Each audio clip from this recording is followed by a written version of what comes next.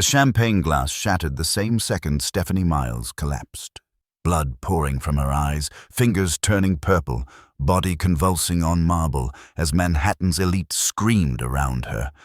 Her billionaire son had 2 hours to save her, but every doctor in the room was helpless against a poison they couldn't identify. Then, a broke waitress stepped forward and said 5 words that changed everything. "I know what's killing her." What happened next exposed a murder plot, an ancient cure that slavery couldn't erase, and a race against death that defied everything modern medicine believed possible. But would anyone believe a girl with no degree over doctors from Yale?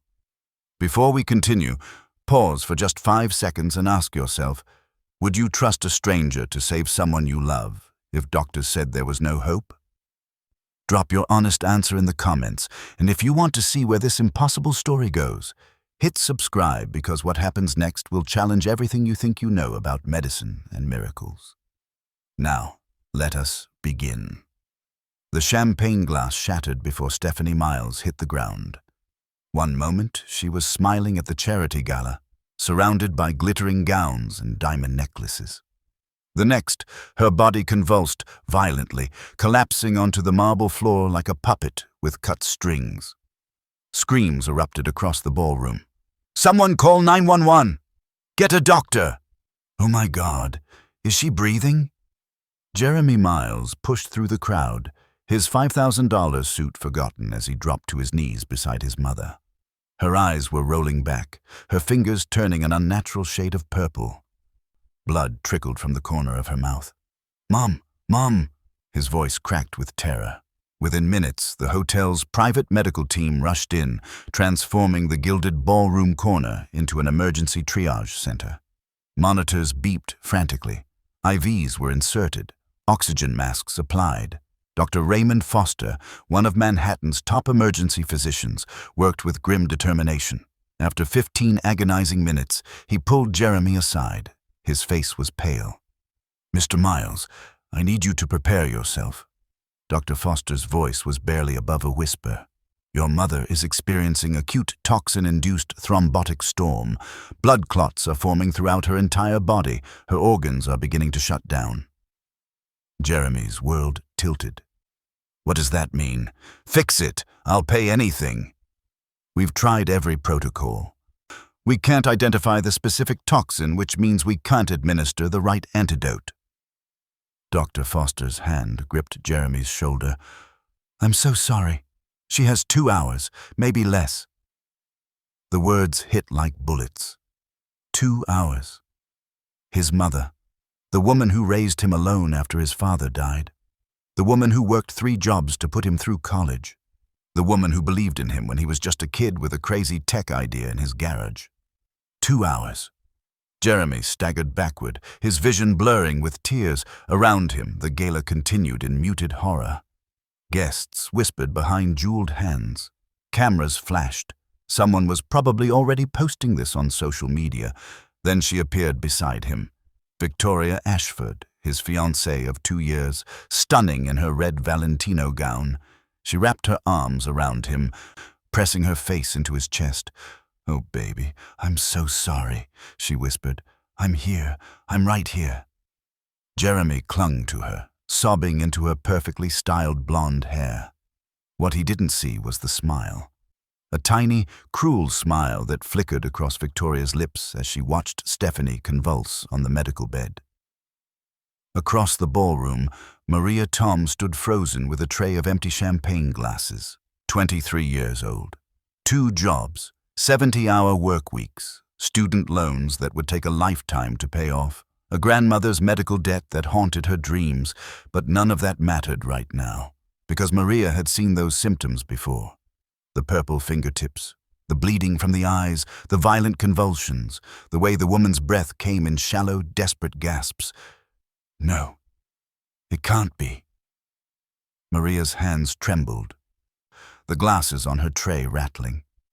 She was 7 years old again, in rural Louisiana, watching her grandmother die on a creaky bed in their tiny house. The local doctor had been useless. "Unknown illness," he'd said. "Nothing we can do." But Maria's great-aunt had known. had recognized it immediately. "Oleander and nightshade," she'd whispered, grief-stricken. "Someone poisoned her. Old recipe. Slave times. Masters used it on runaways they wanted to punish slow. They'd tried to save her with the remedy, the ancient cure passed down through generations of enslaved women who'd learned to fight poison with plants. But they'd been too late. Maria had watched her grandmother die, choking on her own blood while the white doctor dismissed their superstitions. Now, 15 years later, Maria was watching it happen again. "That woman has the same poison in her body. I know it. I know it." But who would believe her? She was a waitress, a black girl from Louisiana, working for minimum wage plus tips. These people wore watches that cost more than her car. The doctors in that corner had degrees from Harvard and Yale. Who was she to speak? Maria looked down at her trembling hands. Then she looked at the dying woman, and she remembered her grandmother's last words. "Baby girl, you carry medicine in your blood. Knowledge our ancestors died protecting. Don't you ever let anyone make you too afraid to use it." Maria set down her tray. Sir, I need to speak with you." Jeremy spun around, his eyes red and wild. "What? Who?" Maria stood before him, heart hammering, uniform still crisp despite the chaos. "Sir, I think I know what's killing your mother." Jeremy stared at her like she'd spoken a foreign language. "What?" "I've seen this before. The symptoms. My grandmother died exactly like this." "You're—" Jeremy's face twisted with confusion and rage. "Are you insane? Security! Get this woman away from—" "Please!" Maria's voice cracked. "Please, just listen to me for 30 seconds. That's all I ask." Victoria appeared like a viper striking. "Jeremy, who is this person? Why is she bothering you at a time like this?" Maria forced herself to stand tall. "Your mother has been poisoned. Oleander mixed with nightshade. It's an old poison, from slavery times, but there's a cure." The words hung in the air. Dr. Foster, overhearing, stepped closer. That's impossible. Those plants don't cause this kind of— When mixed in specific proportions, they do," Maria interrupted, her voice gaining strength. "The oleander attacks the heart. The nightshade causes the clotting and organ failure. Together, they create a toxin that looks like a dozen different diseases. That's why you can't identify it." Jeremy's mouth opened, closed. "How do you—" Maria pulled out her phone with shaking hands. "My grandmother, Louisiana, 2010. These are the photos from when she died. And this," she swiped to another image, "is her death certificate. Cause of death listed as unknown, but my family knew. We've known for 200 years. The photos showed an elderly black woman in the exact same condition as Stephanie. Purple fingers, bleeding eyes, the same desperate, dying expression. Let me ask you something. If someone with no medical degree told you they could save a dying person using knowledge passed down from their ancestors, would you believe them or call security? Comment, believe her, or call security right now. And if this story is already giving you chills, smash that subscribe button because you won't believe what she has to risk next." Dr. Foster leaned in, his face going pale. "The symptom progression, it's identical. Because it's the same poison," Maria said. Victoria laughed, a sharp, brittle sound. "This is ridiculous. Jeremy, this girl is clearly trying to scam you. She probably poisoned your mother herself and now she's playing hero. It's a classic con." Maria's eyes locked on Victoria. Something cold slithered down her spine. The way Victoria's jaw was clenched, the way her perfectly manicured nails dug into Jeremy's arm. She knows. Oh God. She knows what the poison is because she's the one who— "If you know what it is," Jeremy said, his voice breaking, "then what's the cure? Can you save her?" Maria hesitated. I can try. My family has a remedy, passed down from our ancestors. Sweet gum bark extract mixed with wild indigo, cypress root and— She paused. "And ghost orchid. But I'd need time, and access to wetlands outside the city. The plants only grow in specific—" How much time? Dr. Foster demanded. 45 minutes, maybe an hour. She doesn't have an hour, Victoria shrieked. This is insane. You're going to let some waitress with a folk tale experiment on your mother? Dr. Foster looked at his watch. She has 1 hour and 23 minutes left. Her kidneys are failing. If this young woman is right about the poison, then she might be right about the cure, Jeremy finished. He looked at Maria, really looked at her. Past the uniform, past the skin color, past every prejudice and assumption he'd ever carried. He saw someone who was terrified and telling the truth. What do you need? Maria's breath caught. Your car, a driver who knows the area, and someone to believe me. Jeremy grabbed his keys from his pocket, threw them to his driver. Take her anywhere she needs to go. Break every speed limit. I'll pay the tickets. Jeremy, no! Victoria grabbed his arm, her nails leaving red marks.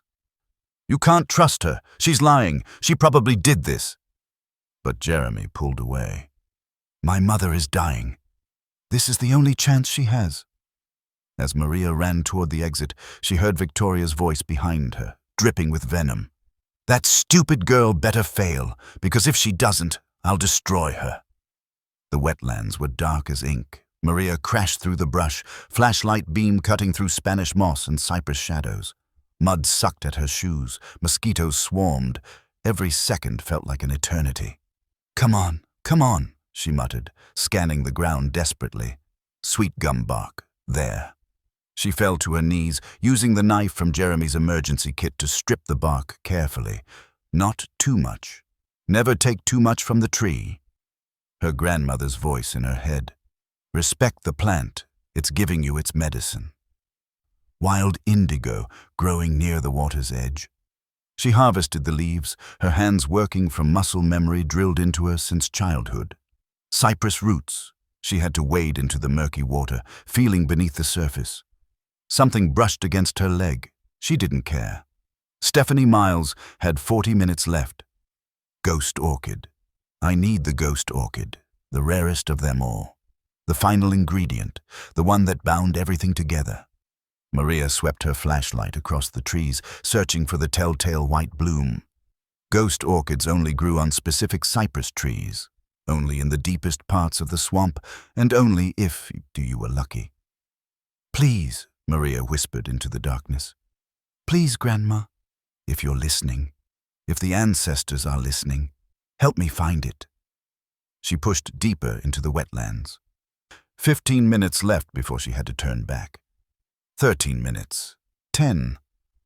Her flashlight flickered. Battery dying. No. And then she saw it.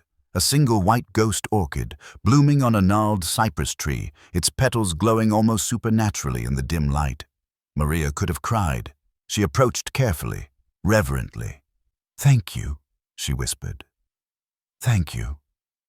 She reached up. The orchid was just out of reach. Maria jumped, missed, jumped again. She looked at her watch. 6 minutes left to get back to the car. Climb. She hadn't climbed a tree since she was 12. But her grandmother's voice was clear. Baby girl, you carry medicine in your blood. Maria climbed. The bark bit into her palms. Her dress uniform tore. She didn't care. Up. Her fingers closed around the orchid. It came free in her hand. Perfect and whole. Maria nearly sobbed with relief. Then she slipped.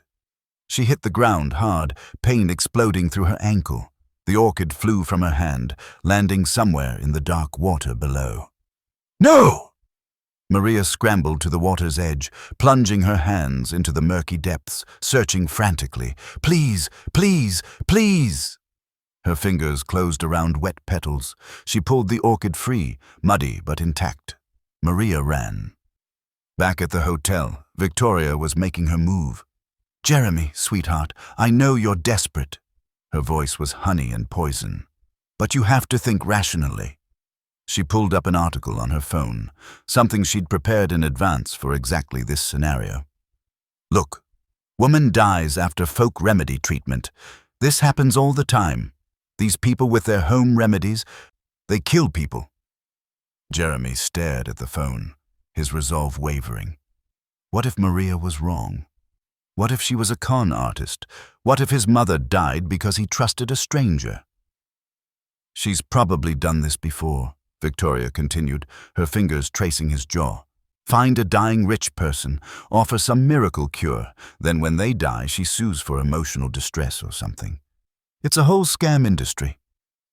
Dr. Foster said quietly, Mr. Myles, I have to advise you that allowing an untrained individual to administer an unknown substance could result in legal liability. And if she's wrong about the poison, then my mother dies anyway, Jeremy said flatly. He looked through the glass partition at Stephanie. Her skin was gray now, her breathing shallow. The monitors showed her body shutting down, system by system. Then he saw it. His mother's hand moved, barely. Just her fingers, trembling with effort. Jeremy rushed to her side. Mom, I'm here. Stephanie's eyes cracked open, bloodshot, dying, but clear. Her lips moved, no sound came out. Jeremy leaned closer. What is it? She tried again. A whisper so faint he almost missed it. Trust her. Jeremy's breath caught. The waitress? Maria? Stephanie's fingers squeezed his hand with the last of her strength. Trust her. Then her hand went limp.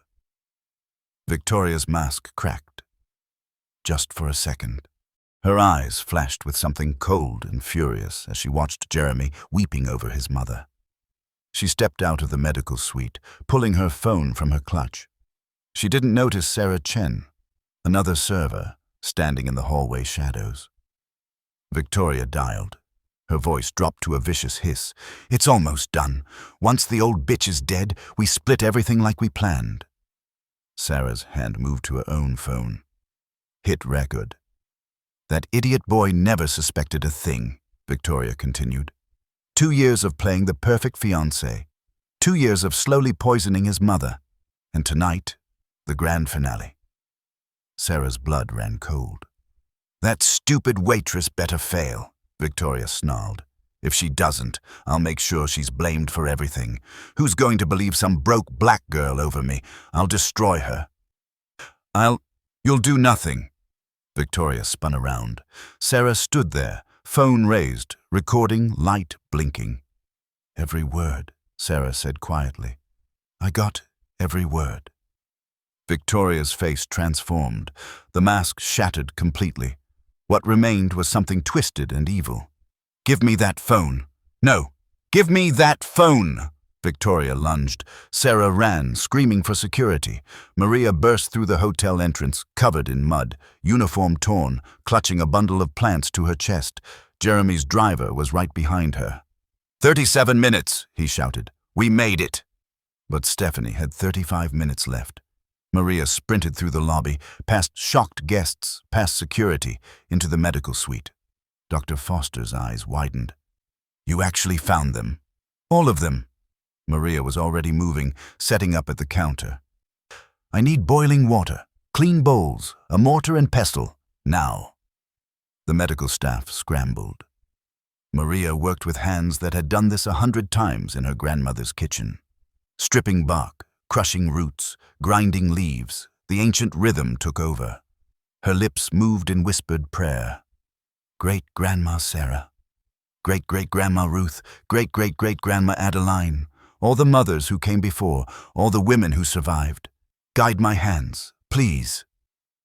The sweet gum bark went into the boiling water first, then the indigo leaves, the cypress root, ground fine. The mixture turned dark amber, smelling of earth and something ancient. This is insane, one of the nurses muttered. She's dying anyway, Jeremy said. Let her try. 20 minutes left. Maria strained the mixture through cheesecloth. Her hands were steady now. This was her purpose. This was why her grandmother had made her learn, why her ancestors had preserved this knowledge through centuries of bondage and oppression. This is why we survived. She reached for the ghost orchid. Her pocket was empty. Maria's heart stopped. She patted her other pockets, checked the floor. Nothing. No, no, no, no. What's wrong? Jeremy demanded. The orchid. The ghost orchid. I had it, Maria's voice broke. It must have fallen out when I was running. Without it, the remedy won't work. It needs all 5 ingredients or it's just poison itself. The cure was in her hand, then it vanished. Ever been 1 second from winning and lost it all? Drop your story. Hit subscribe because the next 60 seconds will haunt you. The room went silent. Stephanie had 18 minutes left. Maria sank to her knees, tears streaming down her face. I'm sorry. I'm so sorry. I failed. I failed her. I failed my grandmother. I failed everyone. The door burst open. Sarah ran in, breathing hard, holding her phone. Mr. Myles, you need to see this. Not now, Jeremy shouted. It's about your fiancée. She poisoned your mother. I have her on recording. Everything stopped. Jeremy grabbed the phone, pressed play. Victoria's voice filled the room. It's almost done. Once the old bitch is dead, we split everything like we planned. The blood drained from Jeremy's face. 2 years of slowly poisoning his mother. His hands started shaking. That stupid waitress better fail. Where is she? Jeremy's voice was dead calm, dangerous. Where is Victoria? Security has her in the manager's office. She tried to grab my phone. Jeremy looked at Dr. Foster. Call the police, now. Then he turned to Maria, still on her knees, covered in mud and tears. You were right, about everything. You tried to save her. His voice cracked. Even without the last ingredient, you tried. Maria shook her head, sobbing. It's not enough. Without the orchid, she'll still die. 12 minutes left. Dr. Foster knelt beside Stephanie. Her heart rate is dropping. I'm sorry, Mr. Myles. We're out of time. Jeremy took his mother's hand. I love you, Mom. I'm sorry I didn't see it. I'm sorry I let her. Wait! Everyone turned. Maria was staring at her reflection in the glass partition, at her hair, her braids. Something white was caught in her braids, something that had gotten tangled there when she fell in the wetlands. With trembling fingers, Maria reached up and pulled it free. A single ghost orchid petal, perfect, intact, caught in her hair like a blessing. Maria's breath stopped. Grandma, she whispered. She grabbed the petal, crushed it in her palm, added it to the mixture. The amber liquid turned clear, then began to glow with a faint golden light. That's not scientifically possible, Dr. Foster breathed. Maria didn't care about science right now. She ran to Stephanie's side. Ma'am, Mrs. Myles, I need you to drink this. Please, fight for your son. Fight for yourself. She tilted the cup to Stephanie's blue lips. The liquid dripped into her mouth. Drop by drop. Stephanie's throat moved, barely, swallowing. Maria poured the rest. Come on, please. Everyone held their breath. The heart monitor continued its slow, dying rhythm. Beep, beep, beep.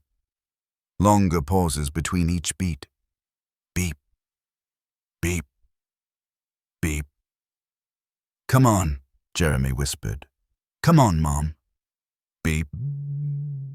The monitor flatlined, one long, continuous tone. No, Jeremy screamed. Dr. Foster rushed in. Starting CPR! He began compressions, hard, fast, desperate. 1 minute of CPR. Nothing. 2 minutes. Still nothing. Maria stood frozen, watching her miracle fail, watching another woman die from the same poison that killed her grandmother. I failed.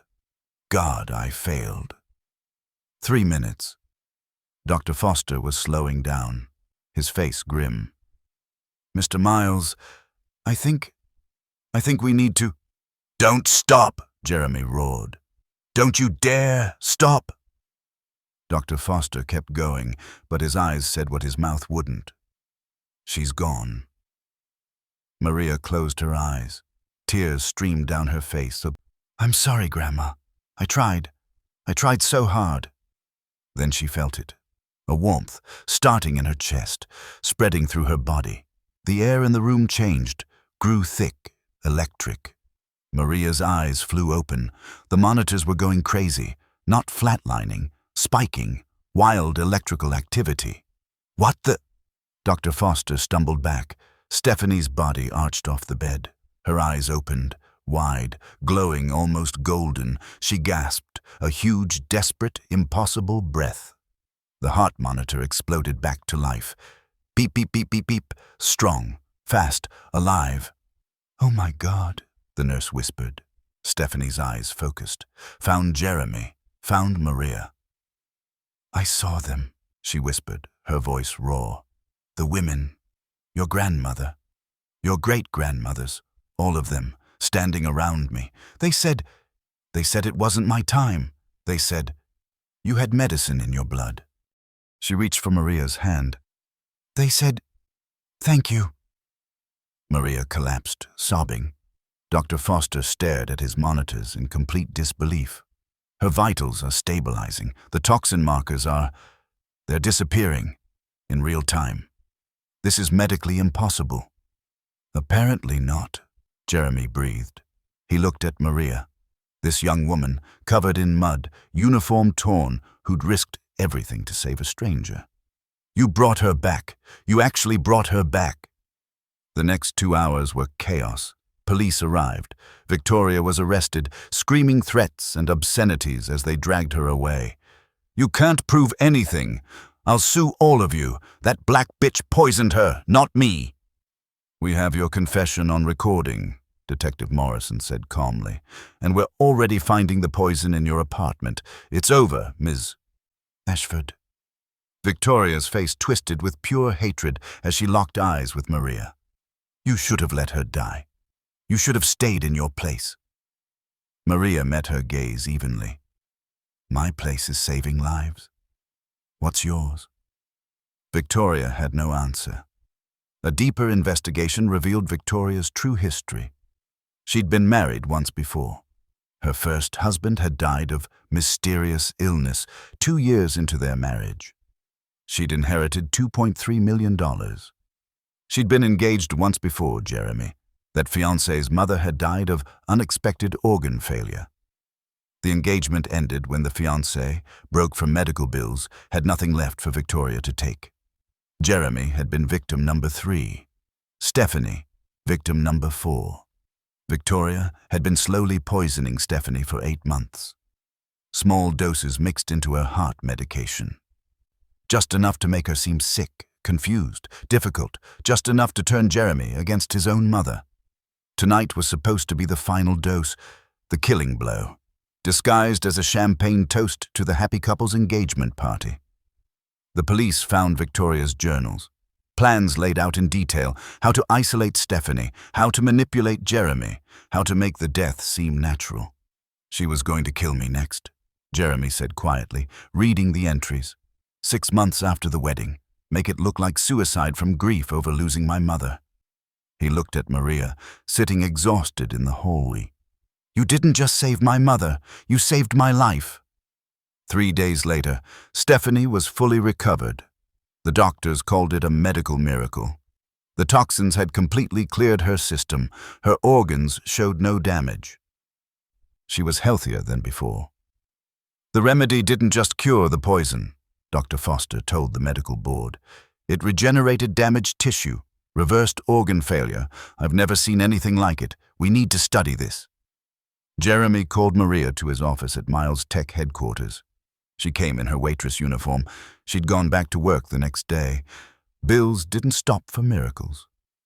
"Sit, please," Jeremy said. Maria sat nervously. "Mr. Myles, do you know what I found out about you?" Jeremy interrupted. Maria's stomach dropped. "Oh God, my immigration status. Did I do something wrong?" "I found out," Jeremy continued, "that you're working 70 hours a week at 3 different jobs. I found out you're putting yourself through community college. I found out you're paying off your grandmother's medical debt, $47,000. From when she died, and the hospital sent your family the bill." Maria's eyes filled with tears. "Sir, I don't..." I found out that you had a full scholarship to Tulane. Pre-med. You were going to be a doctor. But when your grandmother died, you had to drop out to work, to pay the debt, to take care of your younger siblings. How did you? I'm a billionaire, Jeremy said quietly. I can find out anything. He slid a paper across the desk. The debt is paid, in full, as of an hour ago. Maria stared at the paper. Balance? $0. I can't. You can't. I can, and I did. Jeremy slid another paper across. This is a full scholarship to Columbia Medical School, all expenses paid, plus a stipend for living costs. Maria couldn't breathe. This, Jeremy continued, sliding a third document, is the incorporation papers for the Maria Tom Center for Ancestral Medicine, a fully funded research institute dedicated to studying and preserving remedies passed down through enslaved communities. You'll be the director, after you finish medical school, of course. Maria was sobbing now. Why? Why would you? Because you saved my mother's life. Because you carry knowledge that the world tried to erase. Because 200 years ago, your ancestors figured out how to fight poison with plants, and they passed it down generation after generation, and it saved my mother's life. Jeremy's voice broke. Because you're going to save thousands more lives, and you deserve the chance to do it. I don't know what to say. Say you'll accept. Maria looked at the papers through her tears. Her grandmother's medical debt, the weight that had crushed her for 3 years, gone. Medical school, the dream she'd buried, resurrected, a research center, her family's knowledge honored and preserved. I accept, she whispered. 6 months later, Maria stood at her grandmother's grave in Louisiana. The headstone was new, bought with her first stipend check, Rose Marie Tom, 1945 to 2010. Healer, teacher, keeper of sacred knowledge.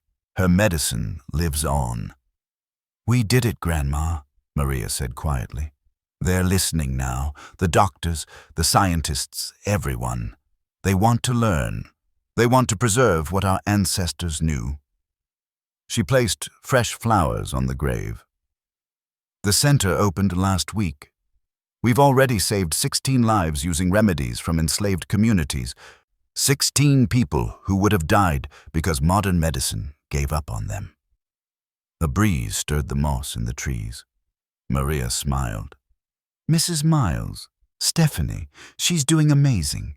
She says you visited her. When she was dying, she says you and all the other women stood around her bed and told her to fight. Maria wiped her tears. I start medical school next month. Can you believe it? Me, the girl who thought she'd be washing dishes forever. I'm going to be Dr. Tom. She touched the headstone. Thank you for teaching me. Thank you for making me remember. Thank you for not letting them erase us. 1 year later, Maria gave a TED Talk that went viral. She stood on stage in her white coat, her hair in the same braids she'd worn that night. My name is Dr. Maria Tom, and I'm here to tell you about the medicine that slavery couldn't kill. The audience was silent. For 400 years, enslaved people in America were poisoned, beaten, and worked to death.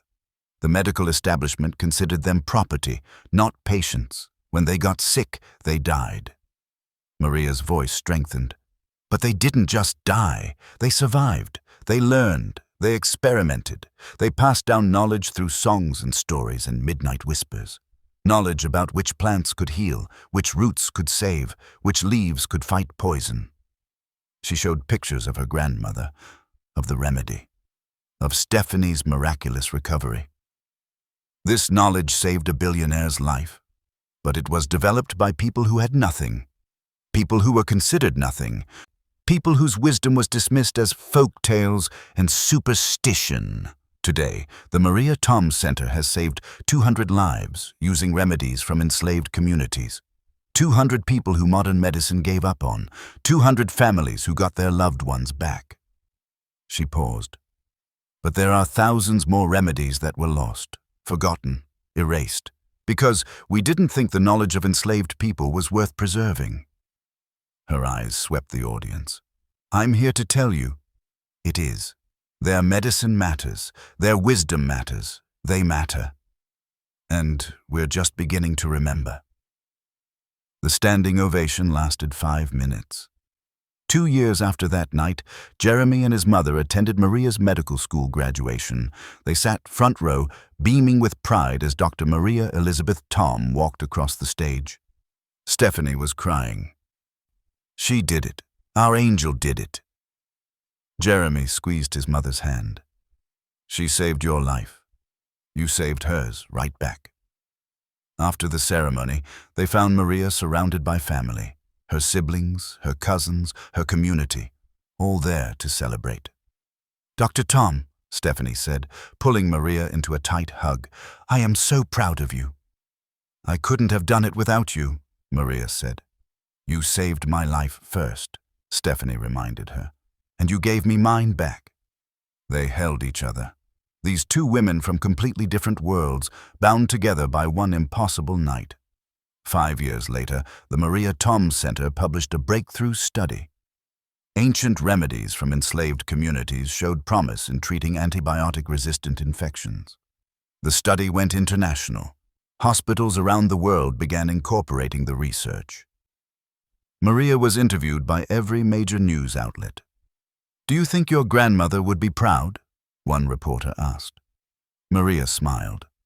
I think she already knew. I think they all knew. The knowledge would survive, because truth always does. Love always does. Medicine always does. Even when the world tries to kill it, the reporter pressed. Especially then. Victoria Ashford was sentenced to life in prison without parole for 2 counts of attempted murder and 1 count of successful murder of her first husband. She died in prison 3 years later. Alone. Forgotten. Jeremy never remarried. He dedicated his life to funding medical research and supporting marginalized communities. Stephanie lived to be 91 years old. She spent her remaining years working alongside Maria at the center, learning about ancestral medicine and becoming a fierce advocate for preserving traditional knowledge. And Maria? Dr. Maria Tom became one of the most celebrated medical researchers of her generation. She trained hundreds of doctors in ancestral medicine. She preserved thousands of remedies that would have been lost forever. But every year, on the anniversary of that impossible night, she returned to the Louisiana wetlands. She would stand in the dark, surrounded by sweet gum trees and cypress roots and ghost orchids, and she would whisper, "Thank you for the medicine, for the memory, for the miracles you planted in our blood." And somewhere, in the spaces between the moss and the moonlight, her ancestors whispered back, "You carried it forward, baby girl. You made it matter. You made the US matter. If this story touched your heart, don't forget to share it to your friends, and subscribe. Because sometimes one story can remind the world that miracles still exist, and they often come from the places we least expect.